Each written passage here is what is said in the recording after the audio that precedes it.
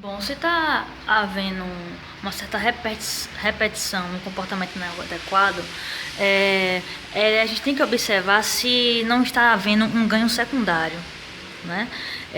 Eu continuo fazendo aquele comportamento porque sei que obterei uma consequência que me satisfaz, que vai ser bom para mim, tá? É uma consequência positiva, né, que não vai me causar danos.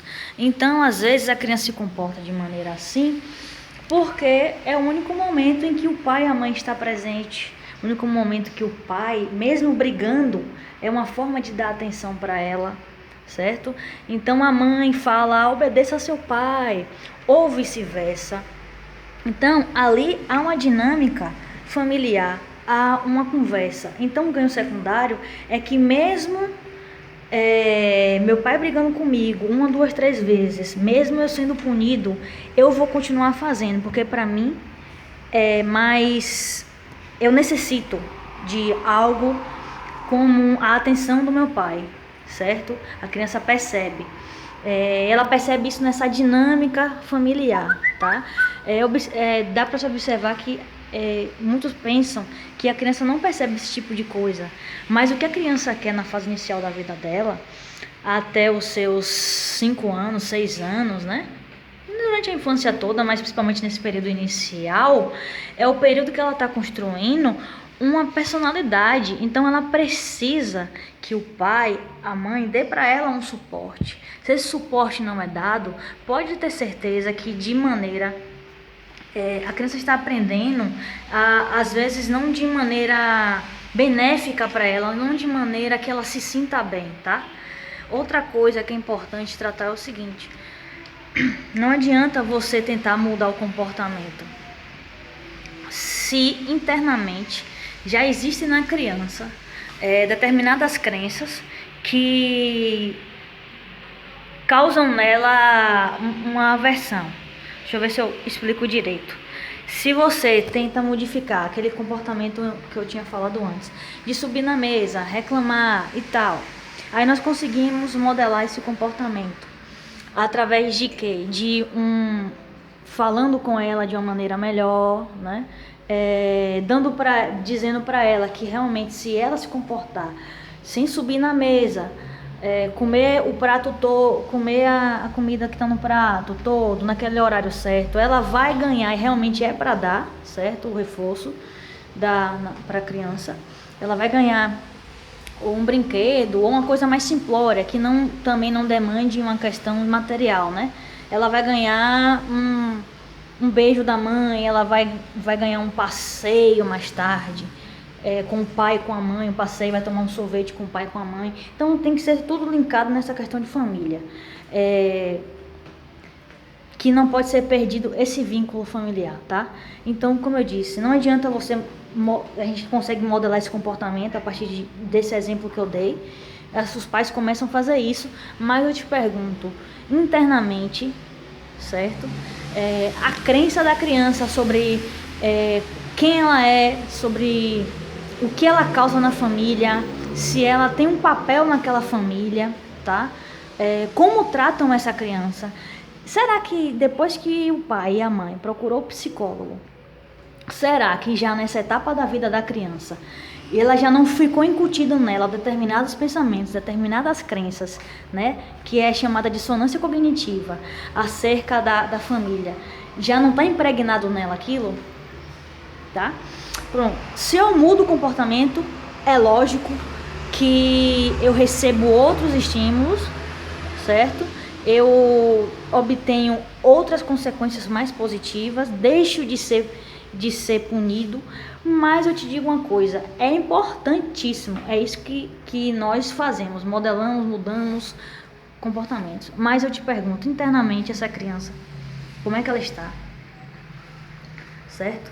Não adianta eu ficar tentando modelar comportamento que exige da criança uma certa atenção, uma certa dedicação, mas internamente ela pensa o quê, certo? Ela modificou aquela crença, que é algo mais difícil de ser modelado, certo? E como é que nós conseguimos fazer essa modelação de crença, de pensamento? Tá? Então, na terapia analítica comportamental, a gente precisa, como se observa, de comprometimento das partes. Tá? Início de tudo, eu não quero que eu almejo, desejo que o meu filho seja aquilo que ele deveria se comportar como eu quero, como eu acho que é o certo, tá? Então vamos ver, não é assim. Vai ver, essa criança não nasceu com essa tendência para determinados caminhos que a mãe, que o pai querem, certo? Então isso é possível a gente observar na clínica, principalmente na maneira de se comportar não verbal dessa criança na clínica. Como é que eu observo isso? Vendo como é que ela se relaciona lá comigo, que sou uma figura feminina, tá? Isso para ela pode lembrar para ela a mãe ou até uma pessoa que pune ela na família, tá? Uma criancinha pequena, entendeu?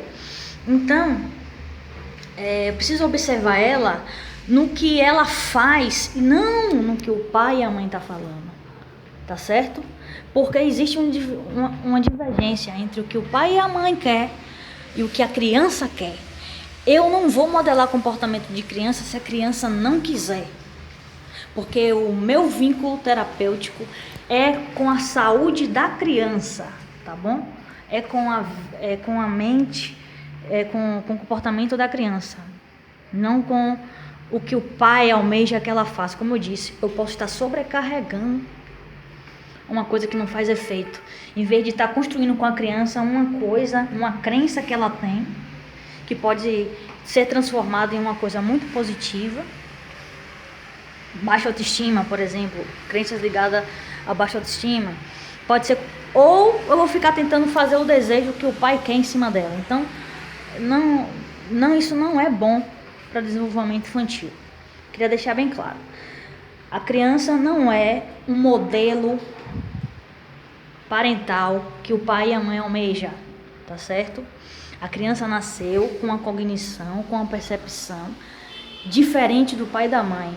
Aprende muitas coisas da família, do pai e da mãe, mas para isso, muita coisa acontece. Muita coisa vai acontecer. Então, eu necessito saber da criança o que ela quer fazer naquele dia, embora já vou ter construído com ela tudo, o que ela quer fazer naquele dia, né? Se ela está indo bem, se ela está conseguindo, se ela está tendo dificuldade para apresentar comportamentos diferentes, né? Se a terapia está sendo bom para ela, tá? E outra coisa também, como é que o pai e a mãe constroem bons comportamentos na criança? Ensinando a ela, repetindo, não punindo, tá? Porque a punição, ela não faz com que o comportamento deixe de ser emitido em um outro local, certo? Pode ser que eu puna a criança coercitivamente, pode ser que eu xingue, pode ser que eu bata, e isso vai fazer um efeito naquele local, certo? Mas em outro local não vai surtir efeito, porque ela não se comporta, maior parte do tempo, que o pai e a mãe acham como uma desobediência parental, tá? Como eu te disse, a criança se comporta. Então, o que ela quer dentro da questão infantil, primeiramente, é o reconhecimento, certo? Construção de um papel na sociedade, a construção da identidade.